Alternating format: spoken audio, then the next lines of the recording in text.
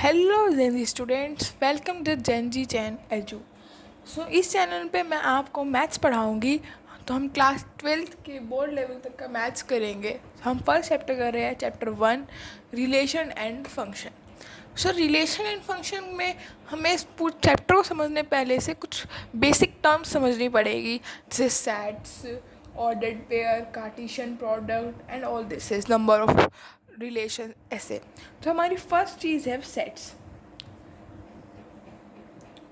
Sets तो जैसे आपने 11th में पढ़ा भी होगा कि सेट्स क्या है, group of elements. Group of elements कुछ भी हो सकता है, जैसे नंबर्स का पेयर हो, नंबर्स के ग्रुप को हम एक सेट बोलेंगे। और जैसे क्लास में जितने स्टूडेंट्स हैं उनके नेम को भी हम बोल सकते हैं कि एक सेट है। या फिर जैसे किसी कंपनी के ब्रांड्स के नेम को भी हम सेट बोल सकते हैं। सेट कुछ भी हो सकता है, बट लेकिन हम मैथ्स में हम सेट ज़्यादातर नंबर्स को लेंगे और हम सेट्स को रिप्रेजेंट तो ऐसे करते हैं, ए बी सी। ये नंबर कितने भी हो सकते हैं, हमें पता है, कोई वो नहीं है। और हम रिप्रेजेंट ए, जैसे एग्जांपल है ये A equal to A B C. Second is subset. तो आपको पता ही होता है, पता ही होगा कि सबसेट तो है उस जो सेट है उसका कोई पोर्शन, उसमें से हिस्सा लिया गया हो, उसे हम सबसेट बोलते हैं। तो सेकंड हम लिखेंगे ऑर्डर्ड पेयर, जो हमें यूज़ होएगा।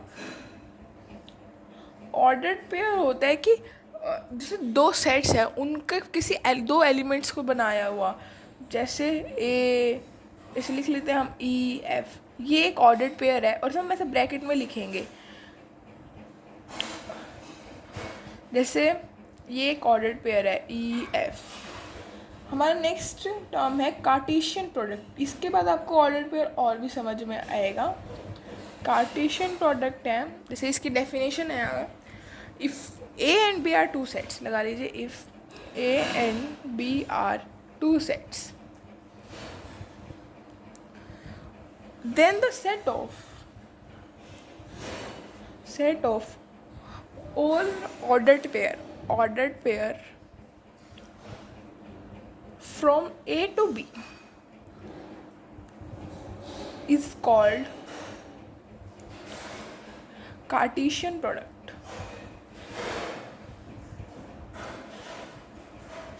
हम इसे कैसे समझ सकते हैं, जैसे मैं आपको एक एग्जांपल देती हूँ। जैसे मैंने एक सेट लिया ए, उसमें मैंने ले लिया एलिमेंट 1 2, ठीक है। और मैंने एक एलिमेंट सेट लिया बी, उसमें मैंने एलिमेंट लिया 2 3। तो अब हम इसका कार्टेशियन प्रोडक्ट लिखेंगे। कार्टेशियन प्रोडक्ट को हम ए क्रॉस बी से रिप्रेजेंट करते हैं। और इसे हम कैसे यूज़ करेंगे, मैंने बताया ना, ऑर्डर्ड पेयर को ई और एफ ऐसे लिखते हैं। तो हम इसका सेट बनाएंगे कार्टेशियन प्रोडक्ट, जैसे 1 को 2 से, 1 को 3 से, 2 को 2 से, 2 को 3 से। इनका ऑर्डर्ड पेयर से 1 2, ये एक ऑर्डर्ड पेयर हो गया। 1 3, ये एक ऑर्डर्ड पेयर हो गया। और इसमें आप ऐसे नहीं कर सकते कि 2 1 2 2 3 1 3 2 ले लिया, ये बी टू ए हो जाएगा, ये एक अलग चीज़ हो जाएगी, क्योंकि ये बी क्रॉस ए हो जाएगा। तो जैसे ए क्रॉस बी में 1 2 1 3 2 2 लेंगे अब हम, और 2 3 लेंगे। अब हमें बी क्रॉस ए भी एग्जाम्पल है, उसको हम देखते हैं। तो जैसे बी क्रॉस ए में क्या बनेगा, 2 1 2 2 3 1 3 2। तो आप देख सकते हैं, आपको ऐसा लग रहा होगा इसमें बस ये चीज़ आगे है, इसमें ये चीज़ पीछे है, ये एक अलग चीज़ हो जाएगी। ये हम इसको ऐसे नहीं बोल सकते कि A cross B equal to B cross A, हम नहीं बोल सकते ये, क्योंकि ये अलग है। क्योंकि इसमें 1 2 है, इसमें 2 1 है, और इसे पर इसमें ये 2 2 और कुछ सिमिलर्स है। बट लेकिन पूरा, जब पूरा एक पूरा सेट, ये एक सेट ही हो गया कार्टेशियन सेट, ये हमने सेट का साइन लगा दिया है, तो ये पूरा सेट हो गया। तो हम ए क्रॉस बी वाले सेट को is equal to B cross A वाला सेट इक्वल नहीं होएगा। तो जैसे अब हमारी नेक्स्ट टर्म है रिलेशन हम इस चैप्टर से अब शुरू कर रहे हैं। ये चैप्टर का ही नाम ही रिलेशन एंड फंक्शन है, तो इससे रिलेशन शुरू करते हैं। रिलेशन, तो रिलेशन की डेफिनेशन मैं बता देती हूँ आपको पहले। If A and B are two sets, then a relation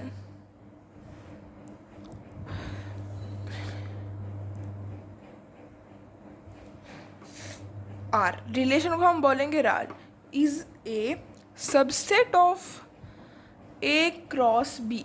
अब आप कुछ समझे, अब मैं बताती हूँ। जैसे सबसेट का साइन आपको पता है ये होता है, तो जैसे जो रिलेशन होता है ना आर, वो सबसेट है, उस पे पर एक कंडीशन है। जैसे ये तो हमने बस मैच करके लिख दिया, जैसे 1 2 1 3 2 2 2 3, पर एक कंडीशन के साथ एक सेट बनाना किसी सेट में से, जैसे हम उसे डोमेन बोल देंगे।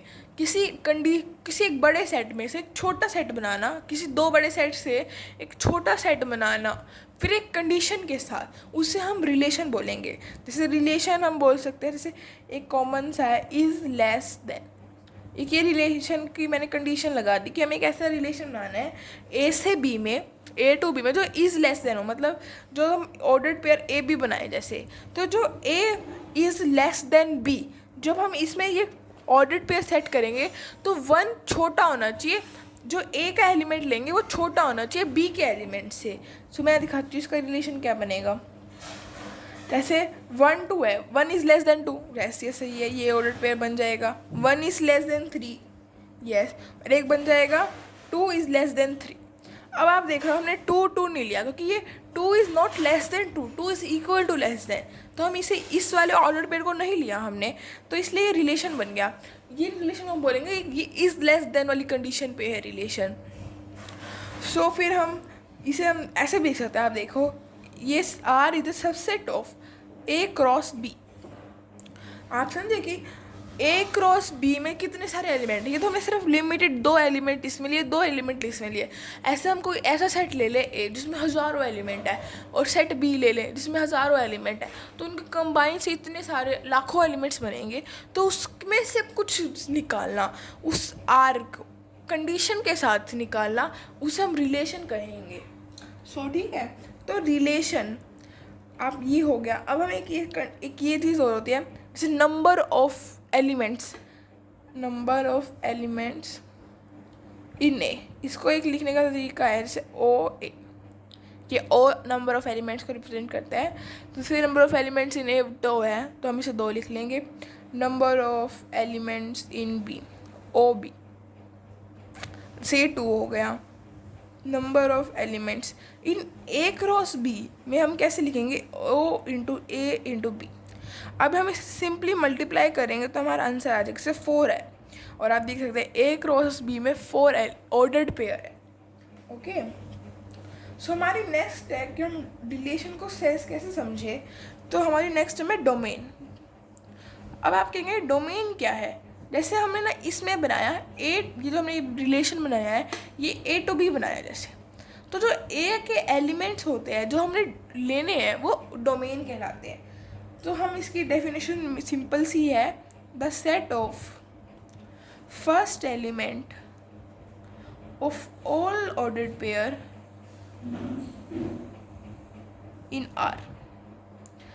आप इसको नॉर्मली, आपको क्या पता क्वेश्चन में ऐसे दे दे, रिलेशन दे दे ऐसे, और क्या कोई ए क्रॉस बी दे दे, उसमें आपको कहेंगे कि आप डोमेन बताओ कौन सी है, तो इसमें आप साफ तौर कर सकते हैं कि ए टू बी में ए जो पहला ये 1 1 2 2 एलिमेंट्स है, ये ए के है और ये डोमेन हो जाएगी।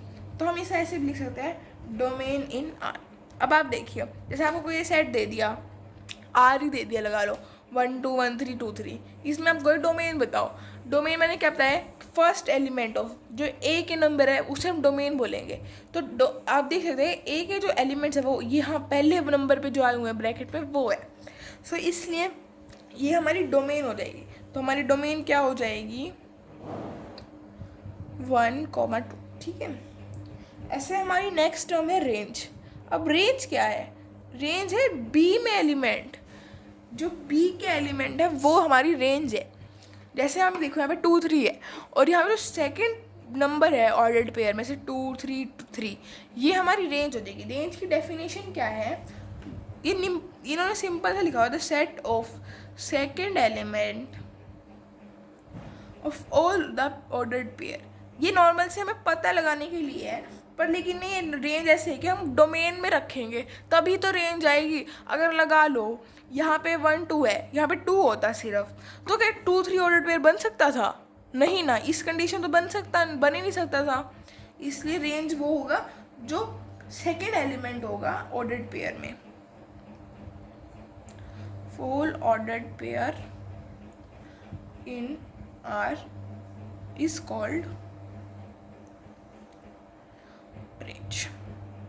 ओके, सो एक कोडोमेन भी होती है। कोडोमेन पूरी सेट बी को कहते हैं। जैसे अभी लगाओ ये आ रहा है, इसमें तो हमने सारी 2 3 सारी ही ये आ गया सेट बी, पर कुछ होंगे ऐसी कंडीशन हम आगे पढ़ेंगे कि पूरा सेट बी को इंक्लूड नहीं होगा, उसमें कुछ एलिमेंट्स ही इंक्लूड होंगे और जो सेट बी के बाकी बच जाते हैं वो कोडोमेन में आते हैं।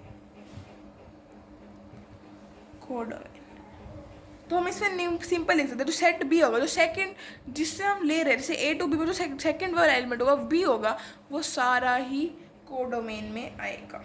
सो हम इससे एक और बात पता लगा सकते हैं, जो रेंज होती है वो सबसेट होती है कोडोमेन की।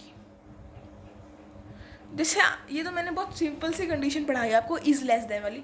ऐसी बहुत सारी कंडीशन आएगी जिसमें जो पहला सेट होएगा जिसे हमें एलिमेंट लेना है, ना तो हम उसमें से सारे ले पाएंगे, और जो रिज़ल्ट लेना है वो जो बी सेट है ना वो ले पाएंगे। तो इसलिए हम ऐसे डोमेन और रेंज तो वही होएगी, जो ऑर्डर्ड पे में फर्स्ट एलिमेंट होएगा वो डोमेन होएगी और जो सेकेंड एलिमेंट होएगा वो रेंज होएगी। ओके, इतनी बात आपको समझ आ गई है। तो हम अब आगे स्टार्ट करते हैं। सो अब हम करेंगे कि नंबर ऑफ रिलेशंस कितने होंगे। जैसे हमने number of elements, number of cross A into B देख लिया, पर नंबर ऑफ रिलेशन का कुछ और फॉर्मूला। जैसे अगर ओ ए है वो एम के इक्वल है, ओ बी है मतलब एन के इक्वल है, और हम ए टू बी कोई बना रहे हैं रिलेशन, तो नंबर ऑफ रिलेशन कितने होंगे, relation from A to B, वो इक्वल टू होंगे 2mn के। ये एक फॉर्मूला है, आप जस्ट आपको ऐसे पता ही होगा पावर सेट हम कैसे निकालते हैं, 2 की पावर में वो जितने एलिमेंट्स हैं उसमें, ऐसे ही इसमें है नंबर ऑफ रिलेशन कितने आएंगे, तो m इंटू एन में उसकी पावर पे रख देंगे। ओके, तो हमारे नेक्स्ट है टाइप ऑफ रिलेशंस कितने हैं। जैसे टाइप्स ऑफ रिलेशन पढ़ेंगे अब हम। सो हमारे मेन अगर रिलेशन टाइप करें तो पहला जो है वो है नल रिलेशन। इसे हम बोलते हैं नल रिलेशन के साथ साथ वॉइड मतलब होता है खाली, और एम्प्टी रिलेशन।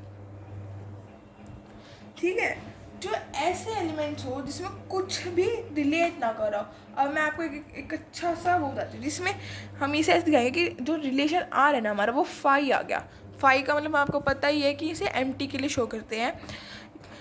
तो रन रिलेशन आपको मैं बताती हूँ। जैसे मैंने एक सेट ले लिया, वही एग्जांपल छोटा सा हमारे, इससे हमारा पूरा चैप्टर क्लियर हो जाएगा। ये 1,2 b = 3,4। अब हमें कोई कंडीशन दे दी कि इज ग्रेटर देन, मतलब हमें इस कंडीशन पे एक रिलेशन बनाना है। इज ग्रेटर देन मतलब ए इज ग्रेटर देन बी। अगर आप देखो, हम लगा लो a क्रॉस b लिख लेते हैं पहले सारा, 1,3 1,4 2,3 2,4। अभी इसमें कोई आपको ऐसे दिख रहा है जो इसमें ये फॉलो हो रहा हो कि इज ग्रेटर देन, जैसे 1 is greater than 3, that is true, no this is false. 1 is greater than 4, नहीं। 2 इज ग्रेटर देन 3, नहीं। 2 इज ग्रेटर देन 4, ये पॉसिबल ही नहीं है। कोई ऐसा ऑर्डर पे आ ही नहीं रहा जिसमें a is greater then b हो। तो हमारा जो रिलेशन r हो जाएगा वो फाई हो जाएगा, मतलब वो खाली है, उस रिलेशन में कुछ भी नहीं आ रहा।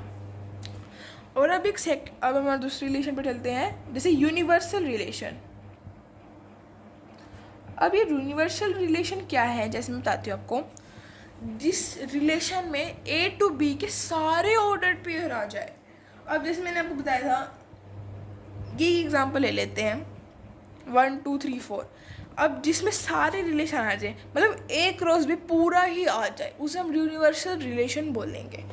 तो अब वही बात है, इन सेट में आप अब अगर हमें कोई ये condition they is less than, तो हम देखेंगे a cross b relation r, relation क्या बनेगा इसमें से ही निकालना ना हमें। रिलेशन क्या बनेगा, 1 is less than 3, yes true, ये भी आ गया। 1 इज लेस देन 4, ये भी आ गया। 2 इज लेस देन 3, ये भी आ गया। 2 इज लेस देन 4, ये भी आ गया। मैंने देखो सारे सेट सारे ही ऑर्डर्ड पेयर आ गए रिलेशन में। जितने a क्रॉस b में 1 2 3 4, उतने ही 1 2 3 4 रिलेशन में, इसे हम यूनिवर्सल रिलेशन बोलेंगे। ठीक है, तो अब हम अगले रिलेशन पे चलते हैं, उसका है identity relation. Identity,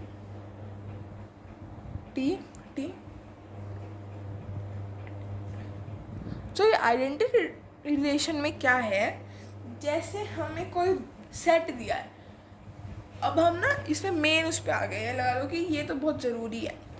identity relation जैसे हमें कोई सेट दिया है ए, जिसमें 1 2 3 है, और हमें ये बोला है कि आपको रिलेशन निकालना है ए टू ए, हमें रिलेशन निकालना है ए टू ए।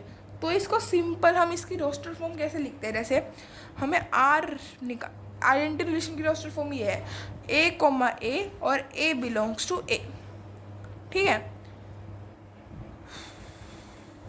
ये आप समझ गए। तो मतलब मैं कैसे बताऊँ आपको कि ऐसा रिलेशन जिसमें ए कोमा ए हो और वो सारे ए से बिलोंग करते हो। जैसे एक सेट ले लिया मैंने, इसके मैं 4-5 एग्जांपल लेती, जैसे मैंने R1 लिया, उसमें मैंने लिया 1,1, अगला मैंने लिया 2,2। अब मैंने एक R2 रिलेशन लिया जिसमें मैंने लिया 1,1, 2,2, 3,3।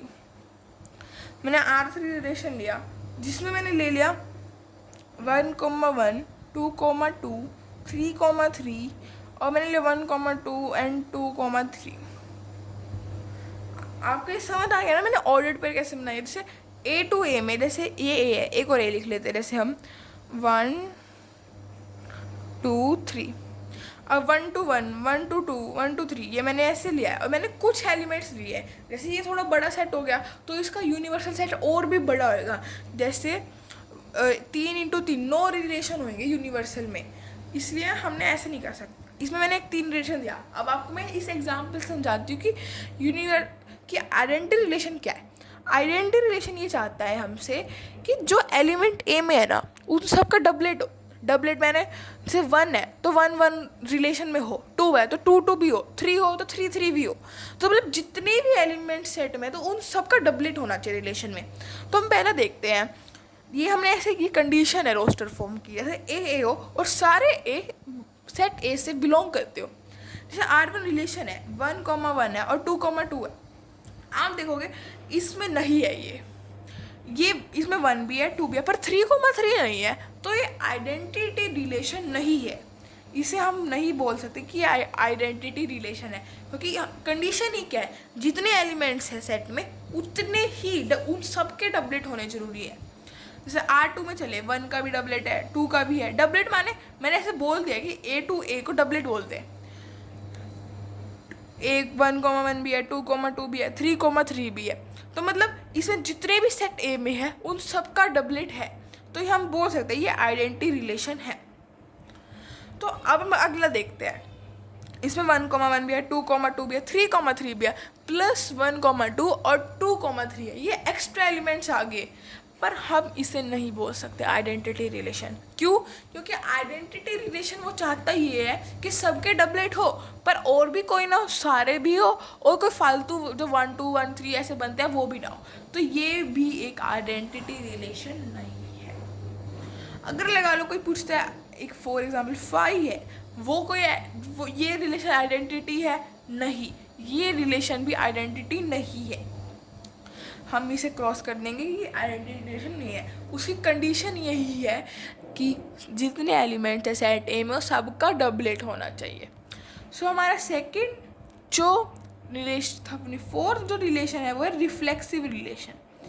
ये आपको थोड़ा थोड़ा ना आइडेंटिटी रिलेशन की तरह ही लगेगा, जैसे कि अब लगा लीजिए इसकी भी कंडीशन सेम है कि ए होना चाहिए, belong to R, for all का साइन होता है, ये आपको मैथ से बहुत जगह दिखेगा, for all A belongs to A. So हम शुरू करते हैं। जैसे अब इसी में देख लेते हैं, ऊपर वाले में, यहाँ वाले तो ये आइडेंटिटी के हैं, यहाँ जो मैं क्रॉस मारूंगी टिक मारूंगी वो रिफ्लेक्सिव के होंगे।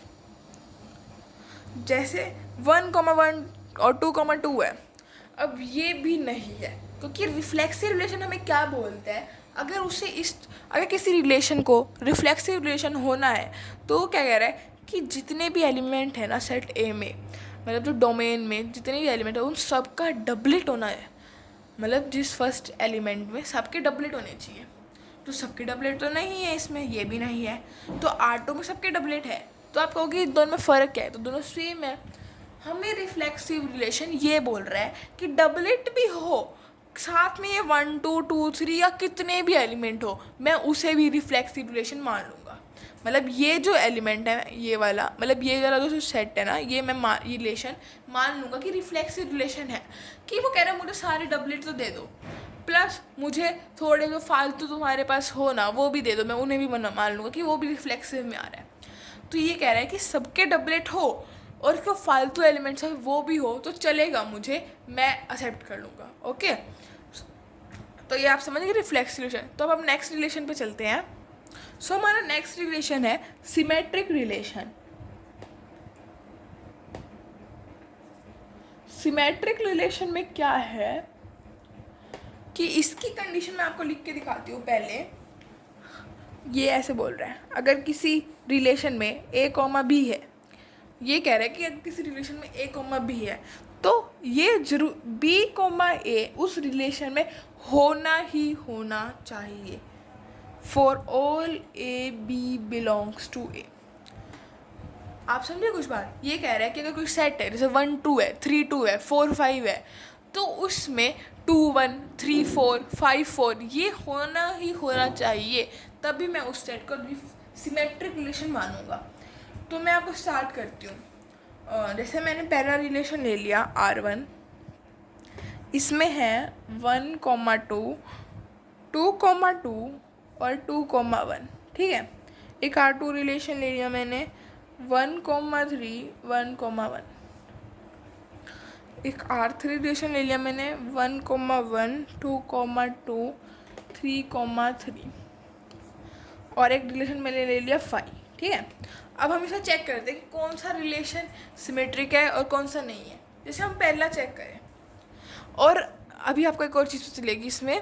जैसे मैं पहला रिलेशन चेक करती हूँ, 1 2 है, मतलब A B है सेट में, तो हमें क्या चाहिए 2 1 हो, 2 1 भी है, वाओ, तो ये मतलब इस पे है। अब नेक्स्ट पे चलते हैं, 2 2 है। अब आप सोच रहे होंगे 2 2 एक और बार लिखा होना चाहिए तभी ये सिमेट्रिक है। नहीं, ये 2 2 का उल्टा भी 2 2 होएगा, और रिपीट हम लिखते नहीं है, तो मतलब इसमें 1 2 का भी उल्टा है और 2 2 का भी उल्टा है। मतलब A भी है तो B A भी है पूरे सेट में रिलेशन में। आप देखो तो मतलब ये सिमेट्रिक रिलेशन होएगा, हाँ ये होएगा। और कोई पूछे रिफ्लेक्सिव रिलेशन होएगा, सीधा बता दो कि नहीं, ये रिफ्लेक्सिव रिलेशन नहीं होगा, क्योंकि हम सेट A1 2 से 3 से बना रहे हैं इसे। तो 1 2 2 तो है, बट 1 1 और 3 3 नहीं है, तो हम इसे नहीं कह सकते कि ये एक रिफ्लेक्सिव रिलेशन है, बट ये एक सिमेट्रिक रिलेशन है, क्योंकि इसमें 1 2 भी है, फिर 2 1 भी है उसका उल्टा, और 2 2 का उल्टा तो 2 2 ही होता है, और वो एक ही बार लिखते हैं हम, ठीक है। सो हमारा नेक्स्ट रिलेशन है जैसे 1 3 और 1 1 है। आप ये चेक करो, 1 1 है ना जो, उसका उल्टा तो 1 1 ही होता है, मतलब ये तो है। अब अगला पेयर है 1 3, अब 1 3 का उल्टा 3 1 है, बट वो नहीं है। तो इसका मतलब हमें ये सेट सिमेट्रिक रिलेशन नहीं हुआ, क्रॉस कर दो इसे। अब हम चलते हैं नेक्स्ट पे R3 रिलेशन पे। वो बोल रहा है 1 1 है, 2 2 है, 3 3 है। 1 1 का उल्टा क्या होता है 1 1, 2 2 का उल्टा क्या होता है 2 2, और 3 3 का उल्टा क्या होता है 3 3। तो मतलब सारे हैं, और ये मतलब सबका उल्टा भी है, तो ये एक सिमेट्रिक रिलेशन है। यस, ये भी एक सिमेट्रिक रिलेशन है। अब जैसे रिलेशन 4 है, ये 5 है। अब आप सोच रहे होंगे 5 एक सिमेट्रिक रिलेशन होगा। Yes, 5 is also a symmetric relation. Empty set में एम्प्टी है, उसका कुछ उल्टा एम्प्टी का एम्प्टी तो बहुत सारे हैं, कितने एम्प्टी लिख लो, एम्प्टी तो एम्प्टी ही होता है, तो ये एक सिमेट्रिक रिलेशन है। तो यहाँ से आपको क्या चीज़ पता चली कि जो जितने भी रिफ्लेक्सिव रिलेशन होते हैं ना, वो सारे सिमेट्रिक होते ही होते हैं। एक मैं लाइन लिखती हूँ, all reflexive relations are symmetric relation. अब आप साथ सोच रहे होंगे all symmetric relation are reflexive relation, no, this is false. बस यही लाइन अप्रूव हो रही है कि जितने भी रिफ्लेक्सिव रिलेशन है ना, वो सिमेट्रिक रिलेशन भी है। जैसे R3 देखो 1 1 2 2 3 3, ये पूरा एक रिफ्लेक्सिव रिलेशन है, और इसको साथ साथ सिमेट्रिक रिलेशन भी है ये। तो ये हम ये लाइन बोल सकते हैं कि all reflexive relation is asymmetric relation. So अब हम नेक्स्ट चलते हैं हमारे 6 टाइप ऑफ रिलेशन पे, transitive relation. So transitive relation क्या होता है? अब ट्रांजिटिव समझने के लिए ना आपको थोड़ा डीप में जाना पड़ेगा। देखो मैं बताती हूँ, जैसे अगर इफ़ ए बी बिलोंग कर रहा है आर को, और हम मान ले कि बी सी भी बिलोंग कर रहा है आर को, ये दो ऑर्डर्ड पेयर बिलोंग कर रहे हैं आर में, इसमें हम क्या देख रहे हैं कि बी भी कॉमन है, तो ट्रांजिटिव रिलेशन हमें बोलेगा कि हमें ए सी भी होना ही होना चाहिए रिलेशन में, तभी मैं ट्रांजिटिव रिलेशन बनूंगा। और इसकी एक और खासियत है कि अगर ना भी होना ये चलेगा, कुछ भी ना हो ना, सिर्फ ए बी हो, पूरे सेट में ए बी हो, तो भी ये ट्रांजिटिव रिलेशन है। समझ में नहीं आई बात? मैं आपको थोड़ा एग्जांपल से बिल्कुल क्लियर कर देती हूँ बात। जैसे कोई R1 रिलेशन है 1,2, कोई रिलेशन है 2,3, 1,3, R2 है 1,3, 3,2, R3 रिलेशन ले लेती हूँ मैं 1,2, 3,4, और एक R4 ले लेती हूँ 1,1, 2,2, 3,3, और R5 एक रिलेशन लेती हूँ 5। अब हम इन सब से चेक करेंगे कौन सा ट्रांजिटिव रिलेशन है, और इससे आपको बिल्कुल क्लियर हो जाएगा। तो जैसे मैं बताती हूँ, हमने क्या कहा था, ए बी है और बी सी है रिलेशन में, तो ए सी होना ही होना चाहिए, तभी वो एक रिफ्लेक्सिव एक ट्रांजिटिव रिलेशन बनेगा। जैसे R1 है, उसमें 1,2 है और फिर 2,3 है। आप क्या देख रहे हो कि 2,2 कॉमन है, तो 1,3 होना ही चाहिए सेट में, 1,3 भी है, तो मतलब ये कि ट्रांजिटिव रिलेशन हुआ। Yes, this is R transitive relation. अब जैसे R2 है, इसमें 1,3 है और 3,2 है, 1,3 है और 3,2 है, क्या ये भी एक ट्रांजिटिव रिलेशन होगा? आप देख रहे हो 1,3 और 3,2, 3 कॉमन है, तो 1,2 भी होना चाहिए, पर 1,2 तो है नहीं, तो ये एक ट्रांजिटिव रिलेशन नहीं है। अब R3 देखो, R3 देखते ही आपको सारी बात क्लियर हो जाएगी। जैसे 1,2 है और 3,4 है, ये दो ऑर्डर्ड पेयर है, इसमें कुछ मैच हो रहा है? 1,2 जैसे ए बी और सी डी है, कुछ मैच हो रहा है? नहीं। 1, 2, 3, 4 लगातार है, इसमें कुछ भी मैच नहीं हो रहा, तो आप क्या कहोगे, ये क्या है? ये ट्रांजिटिव हुआ या नहीं हुआ? क्योंकि इसमें तो कॉमन ही नहीं है, थर्ड ऑर्डर पेयर की बात ही नहीं आ रही। सो ये ट्रांजिटिव रिलेशन ये बोलता है कि अगर नहीं है ना ये कंडीशन, तो कुछ भी नहीं है, मतलब ये कंडीशन नहीं बन रही ए बी और बी सी वाली, तो हम फिर भी इस रिलेशन को ट्रांजिटिव रिलेशन बोलेंगे। तो ये R3 भी एक ट्रांजिटिव रिलेशन हो गया। अब R4 देखो, 1,1 भी, 2,2 भी, 3,3। अभी हमने पिछले समझाया, तो इससे आपको समझ आ गया होगा, ये एक रिफ्लेक्सिव रिलेशन भी है प्लस ये सिमेट्रिक रिलेशन भी है। तो अभी सोचो ट्रांजिटिव है क्या नहीं है? अब इसमें 1,1 भी है, 2,2 भी है और 3,3 है, कोई मैच कर रहा है? मैच तो नहीं कर रहा, मतलब ये ट्रांजिटिव भी है, क्योंकि ए बी और बी सी वाली कंडीशन तो आई ही नहीं, तो ये मतलब ये एक ट्रांजिटिव रिलेशन है। अब जो R4 है वो एक 5 है, भाई ट्रांजिटिव बोल रहे हैं कि ए बी और बी सी वाली कंडीशन है तो ए सी होना चाहिए, मैं बता देता हूँ, अगर नहीं है तो सभी ट्रांजिटिव के अंदर आ जाएंगे। तो ये मतलब इस ट्रांजिटिव, समझ गए हो आप? तो ये टाइप्स ऑफ रिलेशन इतने ही थे। अब एक रिलेशन आता है इक्विवेलेंस रिलेशन, ये मतलब कुछ रिलेशंस को मिला के रिलेशन बन रहा है। जैसे इक्विवेलेंस रिलेशन मतलब है कि रिफ्लेक्सिव, इसके टाइप लगा लो रिफ्लेक्सिव, अब मेरे को लिखने दो, सिमेट्रिक, थर्ड है ट्रांजिटिव। मतलब वो कह रहा है इक्विवेलेंस रिलेशन वो होएगा जिसमें रिफ्लेक्सिव भी हो, सिमेट्रिक भी हो और ट्रांजिटिव भी हो। जो रिलेशन इन तीनों कंडीशन पे खड़ा उतरता है वो एक इक्विवेलेंस रिलेशन होएगा, वो ये बोल रहे हैं। जैसे मैं आपको बताती हूँ, हमने एक बात नोटिस करी, जो 1, 1, 2, 2, 3, 3 है ना, ये सिमेट्रिक रिफ्लेक्सिव भी है, सिमेट्रिक भी है, क्योंकि 1, 1 का उल्टा 1, 1, 2 का उल्टा 2, 2, 3, 3 का उल्टा 3, 3। और अब ट्रांजिटिव रिलेशन देखते हैं। ट्रांजिटिव रिलेशन में तो हम कंडीशन हो तो ठीक है, तो उसका उल्टा होना चाहिए, नहीं है तो भाई सारे ही ट्रांजिटिव। तो जो हम ये रिलेशन लिख रहे हैं R112233,